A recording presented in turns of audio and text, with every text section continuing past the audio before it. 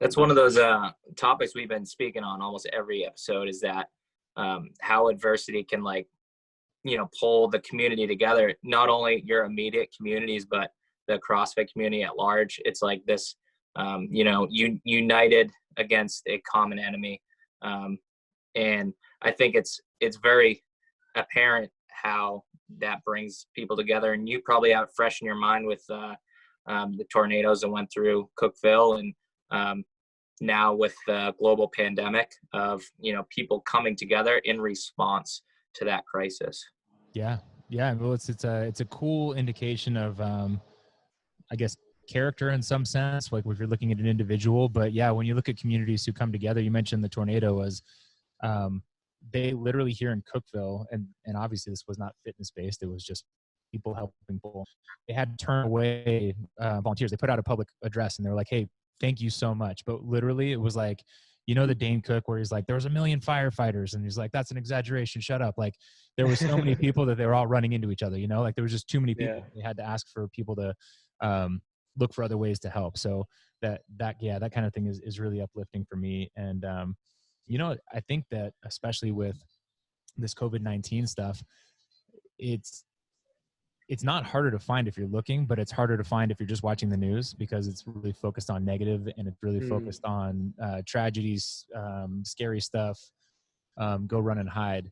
But I've even seen, like, I'm going to mess up his name, but is it John Krasinski, the guy from The Office? Oh yeah. Some Good News he started. Yeah. Some Good News.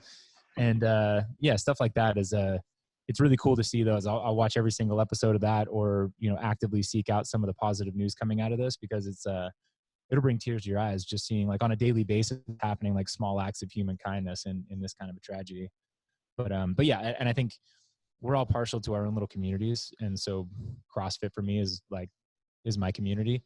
And I think that we're particularly good about it. I think it's indicated by, like, hero workouts. I think it's indicated by, you could look before COVID-19 was even something that people knew about.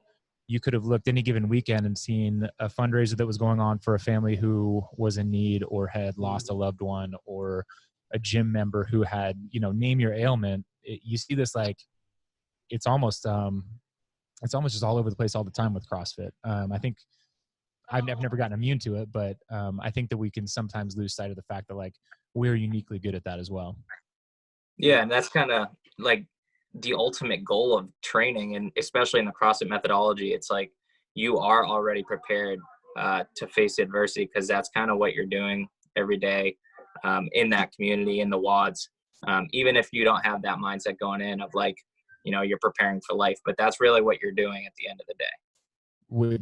Not just that, but also, like, strengthening community ties as well. Like, so I'd love to actually hear about Eric, both gyms, but I think that's what people are like, oh, what's going to happen? Our gym's going to go on, are they going to fail? And in my heart of hearts, I absolutely believe that people are so craving the connection that comes with being part of, especially a CrossFit affiliate, like that unique bond, ties that bind us.